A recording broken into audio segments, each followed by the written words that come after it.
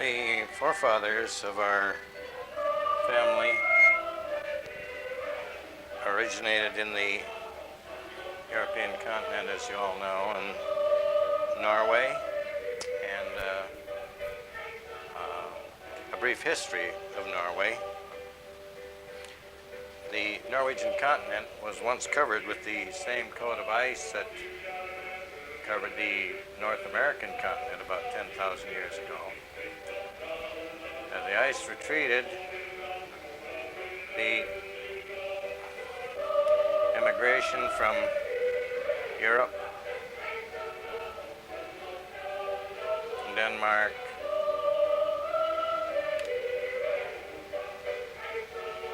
Germany, and other places began, and as the ice retreated, the population moved in.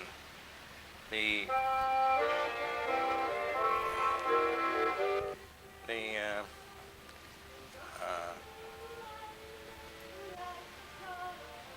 country was ruled by kings, and the capital was Oslo, or Christiana as it was then called, which is marked by the circle at the right. The circle there, that area is where the Shennum family immigrated from. The other circle, as you can see, is Stavanger, a seacoast city, and that's where the Hunsides immigrated from when they came to America. The area there circled at the right near Oslo was an area, a valley, called the Shennum Valley, S-K-J-N-U-M, spelled in English, and I've seen it spelled on the Norwegian English maps the conventional way, S-H-E-N-N-U-M. The Stavanger area, where the Hunsides were from, was a thriving city, a seafaring city, and the area there that our Hunside family immigrated from was also known as Hunside.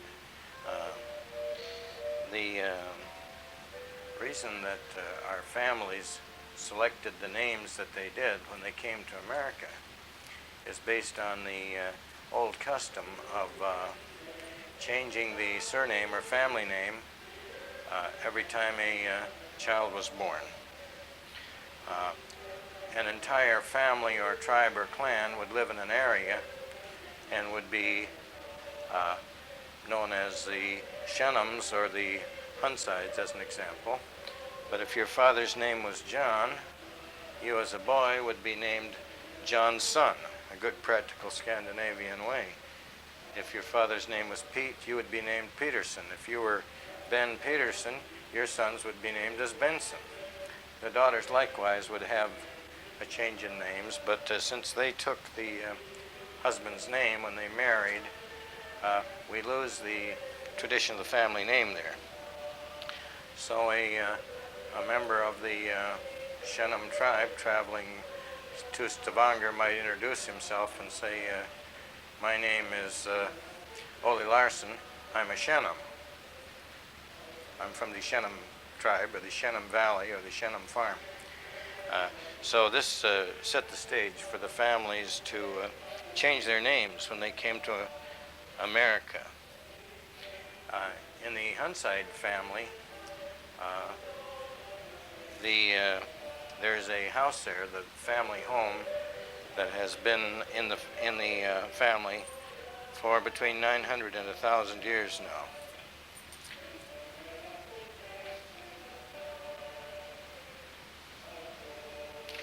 The country was mostly agriculture where the Shennums were, and of course would be given more to the seafaring trades as well in the Stavanger area. But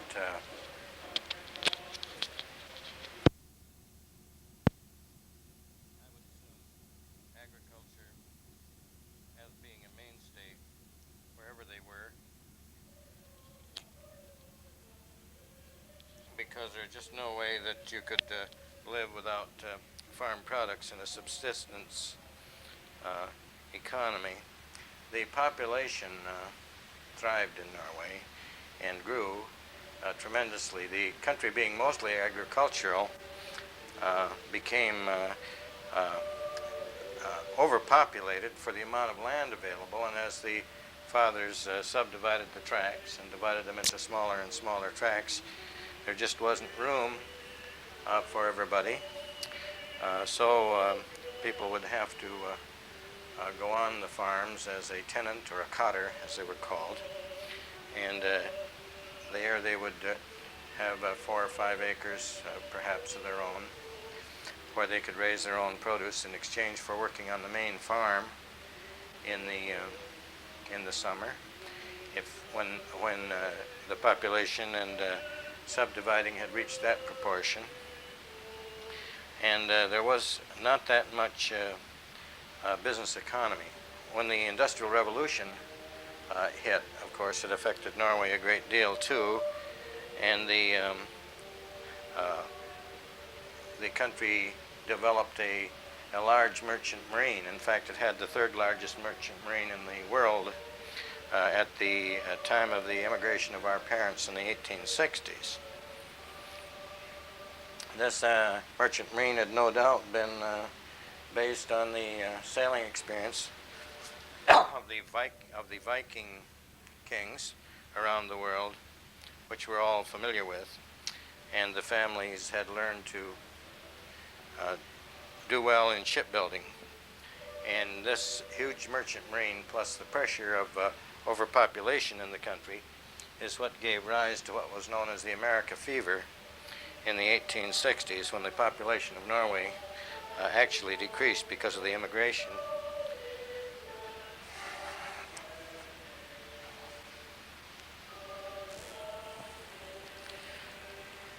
Living conditions weren't good. The family farms were small, and our earliest ancestor that I have a picture of here is Lars Olsen, the father of Ole Larsen, who is my great-grandfather.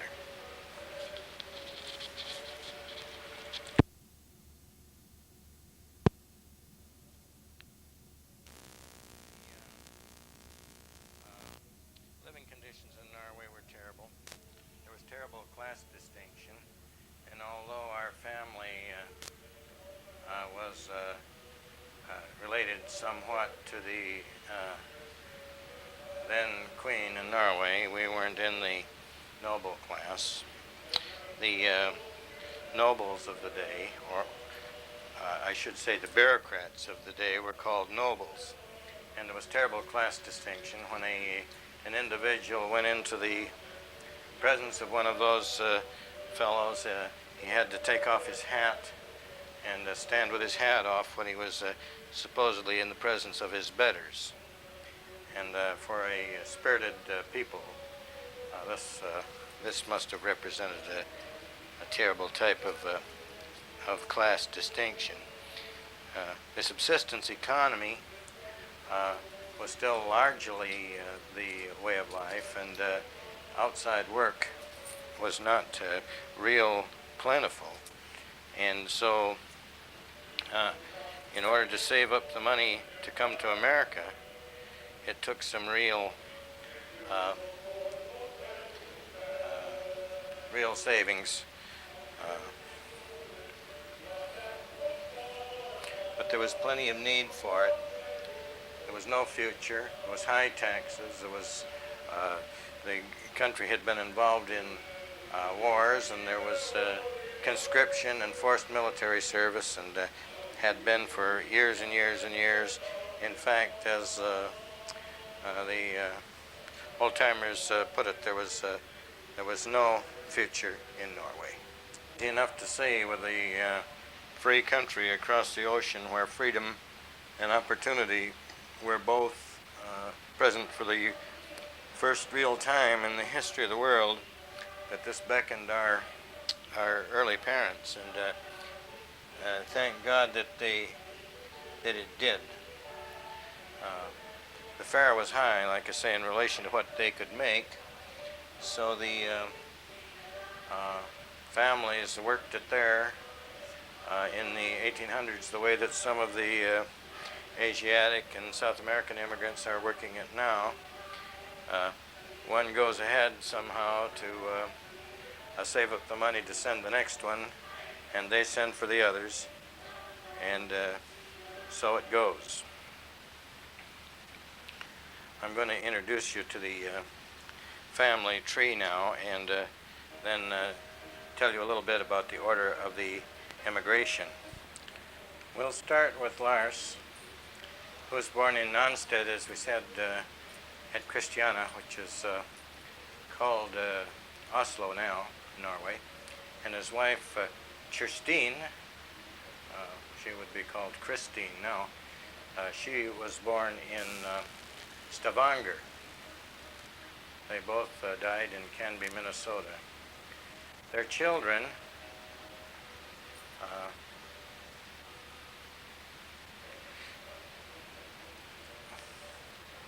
were Ole, who, of course, being the son of Lars, was Ole Larsson.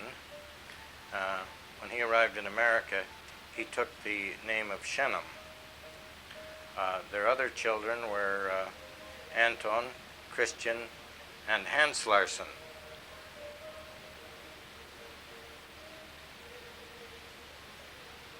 Ole was born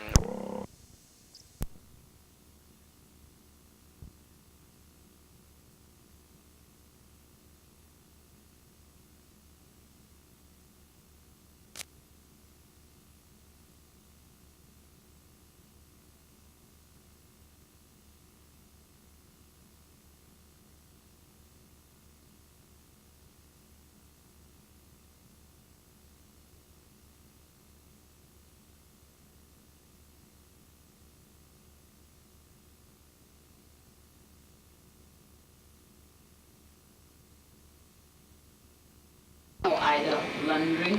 Yeah, she lived right across the hall from me. She was a weekend. So She was a I've seen a weekend. lot of her. Oh, yeah, that's right, she was. Yeah. She has got pneumonia now. She's in the hospital. Yeah. She's getting up in years too, isn't she? Yeah, she is. Okay, now we got Yeah, she's been gradually going down. Oh, And now she You got remember Ida pneumonia. Lundring? Oh, You know Ida Lundring? yeah, she lived right She was a across the weekend. hall from me. She was a From my weekend. room. So She was a I've seen a weekend. lot of her. oh, yeah, that's right, she was. Yeah. She has got pneumonia now. She's in the hospital.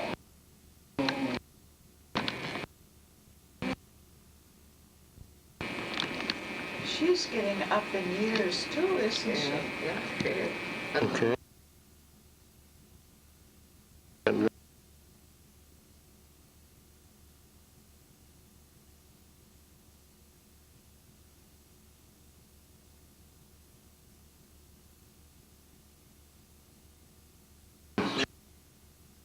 Marie Hunside. No, not anymore.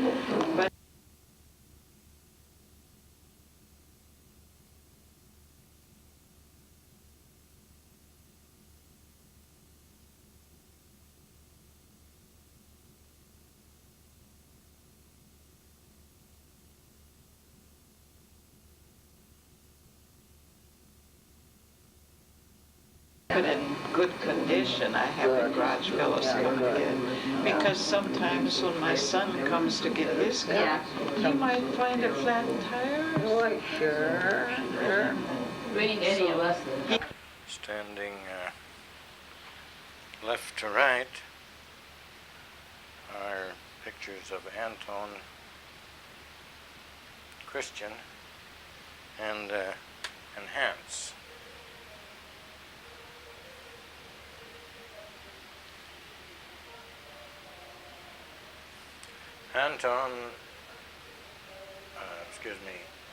Anton was the first one into America.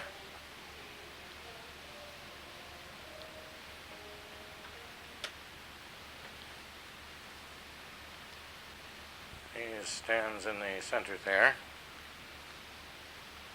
He's was sent ahead or went ahead. I'm going to let Aunt Alma, who is the oldest of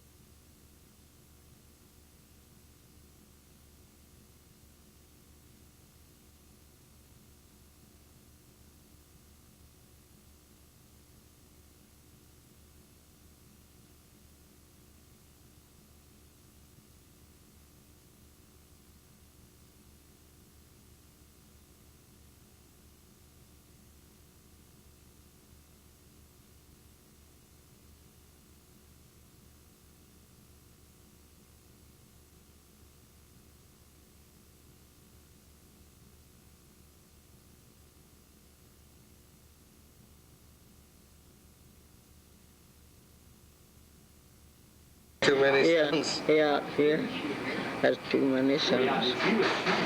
Oh, that's Yeah. funny. Dad had 3 brothers, Anton, Christian, and Hans. 3 brothers. 3 brothers. Yeah. Did all 3 of them come to America? Oh, yeah. All 4 of them. All 4. Yeah. See, they were brothers. They were brothers of my dad. They were brothers of your dad? Yeah, Oh, yeah. There So were 4 boys in that family. Oh, and Oh, here's one little story that's kind of cute, I think.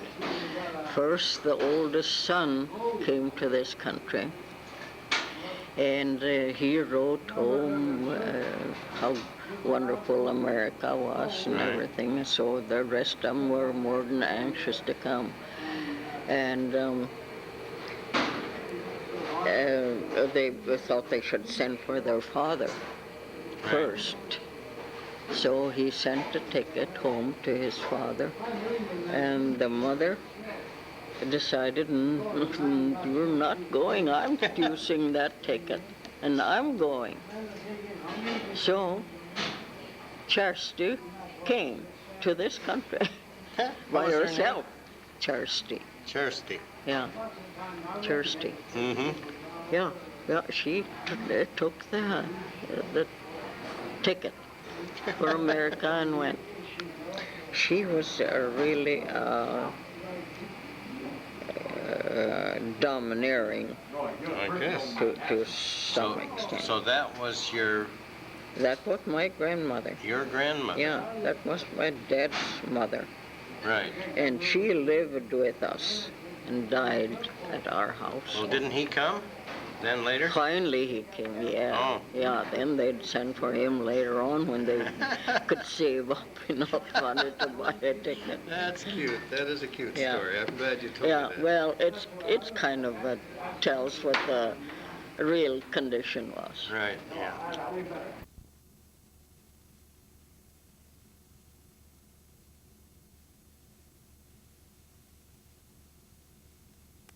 These are the 4 boys here that she mentions. Ole on the left, which is of course our grandfather, my grandfather, Ole Larson Shennum, and Anton, Christian, and Hans. The first picture of them taken together that I have. Now that we've seen what the family members looked like and realized that they were young ones and people like us, full of ambition and hope, and we'll look at the family tree once more, the family chart, with Lars and his wife Kirstine, Lars Olsen, his wife Kirstine, married in Norway, and moving to the United States. First, their son Anton, and then Kirsty came, as Alma has told you, and then the other boys. I'm going to tell you a little bit more about the immigration of Ole Larson Shennum, our grandfather, after a while. But first, let's look at the Hunsides, as they were known in America. Nels Peterson Hunside and Louise Paulsen were both married, both born in Norway, and were married there. They moved to the United States in the late 1860s and lived first in Fillmore County and then in the Canby area until they passed away several years ago.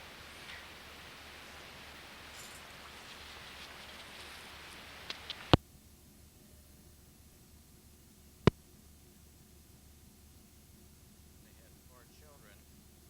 One of them was Caroline, here. They had Lagertha, also known as Lily, and his son who died in infancy, as well as my grandmother, Mary, who was married to Ole Shennum, my grandfather, and to which union was born first 6 boys and then 6 girls. One son died in infancy, so we could say 7 boys, but it was 6 boys. It was Pete and Ludwig and Ben and John and Herman and Joe. And the girls were in this order: Alma, Emma, Lena, Anna, Selma, and Norma. The Hunsides were like the others who took their name after their family tribe or area where they lived. The unusual pronunciation of their name, Hunside, is due to the fact that the Norwegian alphabet contains 3 extra letters, set, and u, and the Hunsides are pronounced Hunside in America because they're of the absence of the 3 extra letters from the Norwegian alphabet. Mr. Hunside, Nels, my great-grandfather on maternal side there, was known as Peterson when he came to America. And he had some brothers who came at about the same time and lived in the Minnesota area who went by the name of Peterson. Hunside family, as we mentioned, had been quite well known in Norway, and one of the descendants of the Hunside family was the president of Norway from 1932 to 1935. His party was the Agrarian Party, and I believe it was based on the platform that the family had been able to build when the family had been lecturing and working among the farmers in the years gone by. This is speculation on my part. He had a defense minister for a few weeks by the name of Vidkun Quisling. He was ousted from his position. He was a National Socialist type, and being ousted from his position as defense minister was apparently embittered by this.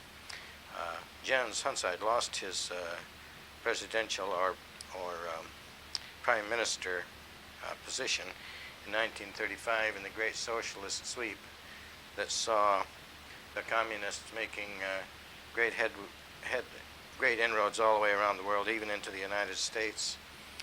When we saw their work in the 1930s with the election of the Roosevelt New Deal and the formation of their various radical farm organizations, for which our father John A. Shennum took an active.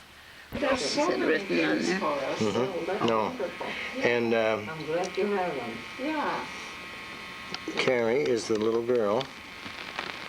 That's Grandma Shennum's sister. Oh, fine. There's Grandma Shennum's mother. Her name was what? Okay, Oh, what's her the name? mother is Mary, or Marin, and another sister. But you didn't give her name, huh? No, I didn't get her name. What was your sister's name, Carrie? She can't hear me from here either. Carrie, sister, who is letting us photograph her pictures. No. Yes, I did. Yeah, I'm going back. And they have a... Grandpa, Yes. Holy Is she still there? She's in the hospital right now. Oh. Yeah, she's been gradually going down. Oh. And now she got from me. She was a from my weekend. room. So She was a I've seen weekend. a lot of her. Oh, yeah, that's right. Yeah. She has got pneumonia now. She's in the... we got Grandma Shennum, Marie Your car. Huntside. No, not anymore. But I keep it in good condition. I have the garage fellows come in. Because sometimes when my son comes to get his car, Yeah. he might find a flat tire. Oh, sure. Any of us. He keeps his car in there and my car is there. So you won't get it Yeah, from it's a us. double garage, isn't He it? can use my car. Portion of the travel was largely done by the shipping companies, later to become steamship companies. The press releases and advertisements that you see here advertise fares to America and routing via England and in general doing much the same type of job that the American railroads were later to do in the country, when Jim Hill and promoters like him promoted the immigration. Here is a scene at one of the docks as an immigrant ship is preparing to take off for the New World.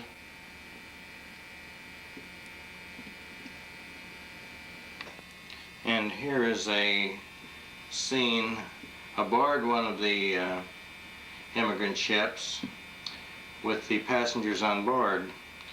One of the articles that